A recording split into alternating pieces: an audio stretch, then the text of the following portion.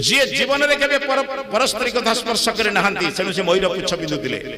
जीवन सारा ब्रह्मचारी थिले सेति पई हळदिया वस्त्र पिंधुतिले पीत वसंत गमे कहू तो को स्तर को नहीं पहुंचेलो आमे ये दुख कहा को कहिबो आज्ञा भागवत रे राधा नहीं महाभारत रे राधा नहीं आपण पढो तो भागवत माने पढिचंदी विकृत एति हे गला शास्त्र भितरे क्षमा करियो आज्ञा कोन करिवो शास्त्र को पढंतु उपयुक्त शास्त्र को देखंतु वेदादि वेद उपनिषद दर्शन पढंतु भारत रा अमूल्य ग्रंथ ईशु पढ़िले आपण जानिबे कृष्णकर की अद्भुत चरित्र कृष्ण को वर्णना कले राति पाई जबा या कृष्ण को राति अधरे कहिले मो संगरे द्रौपदी जिबे केही प्रतिवाद ना युधिष्ठिर कहिले मो स्त्री जीवनी